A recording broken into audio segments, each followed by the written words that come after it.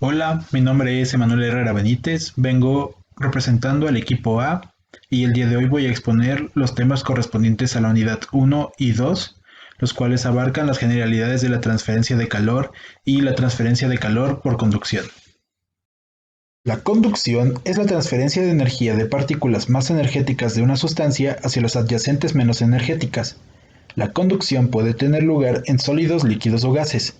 En gases y líquidos se debe a colisiones y a la difusión de las moléculas, mientras que en los sólidos se debe a la combinación de las vibraciones de estas mismas. La rapidez o razón de la conducción de calor depende de la configuración geométrica de este, su espesor y el material. Además, es expresada por la ley de Fourier de conducción de calor, la cual habla que el calor va a ser igual a la conductividad térmica por el área de transferencia por el gradiente de temperatura.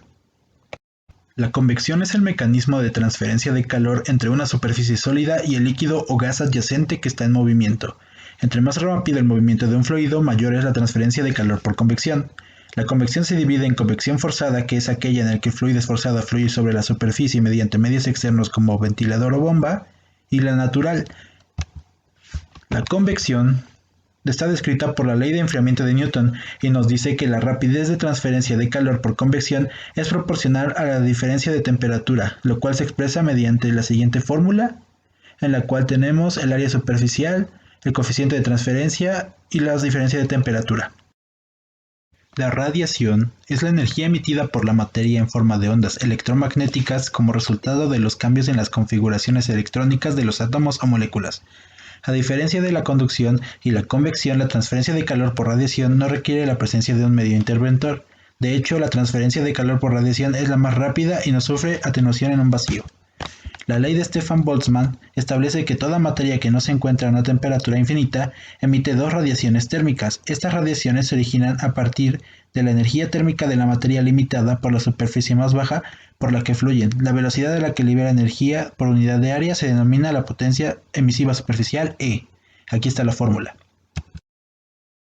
Una vez que ya conocemos los distintos tipos de transferencias de calor, vamos a hablar específicamente de uno, que es la conducción. Y para eso necesitamos comprender las aplicaciones de la ley de Fourier. Esta puede ser aplicada en sistemas de 2 dimensiones, 3 dimensiones, dimensiones cilíndricas o incluso dimensiones esféricas. Para eso necesitamos comprender algunos ejemplos. Tenemos aquí dos, los cuales son la tapa de una olla, la cual comienza a transferirse calor hacia esta a partir de conducción, y de un calentador de resistencia, el cual la resistencia comienza a conducir el calor hacia el agua y ésta comienza a calentarse.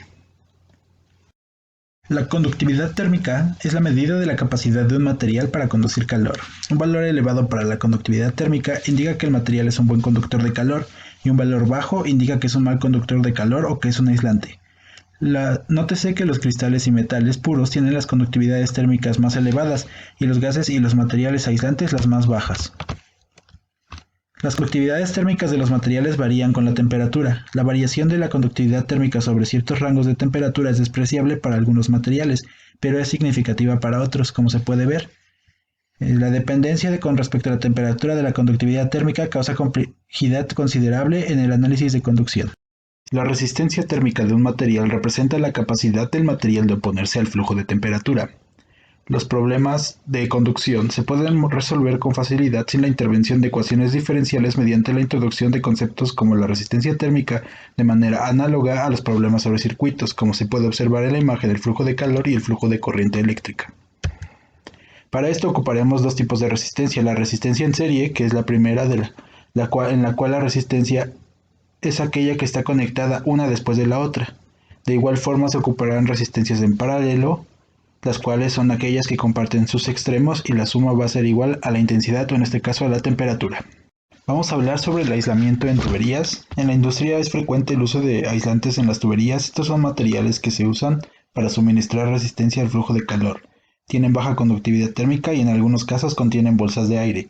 En el caso de tuberías es colocar diferentes capas de aislante alrededor de esta para obtener una mayor resistencia al flujo de calor.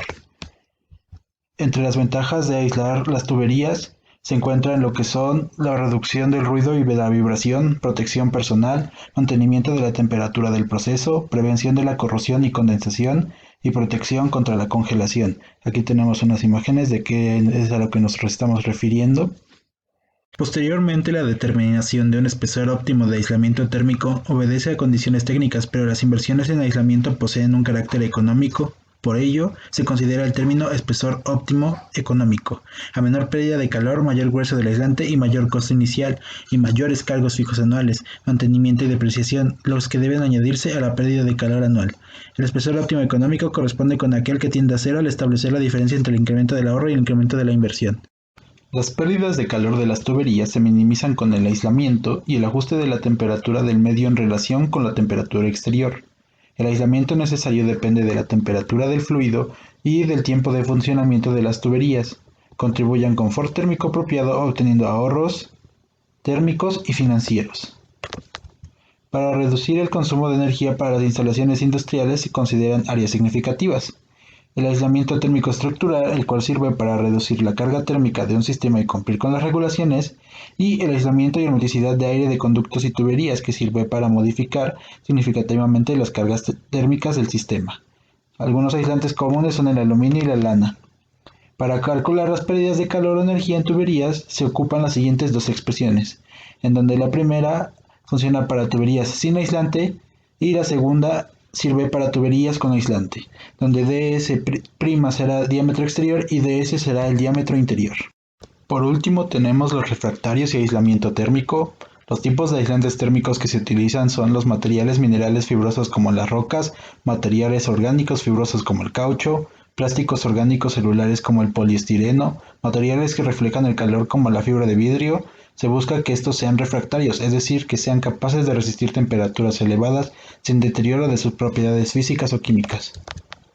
Para esto los principales materiales termoaislantes son el silicato de calcio, la fibra de vidrio, el vidrio espumado, la lana de roca, la perlita expandida, el elastomérico y el poliestireno y poliuretano. Eso sería todo de nuestra parte. Muchas gracias por su atención.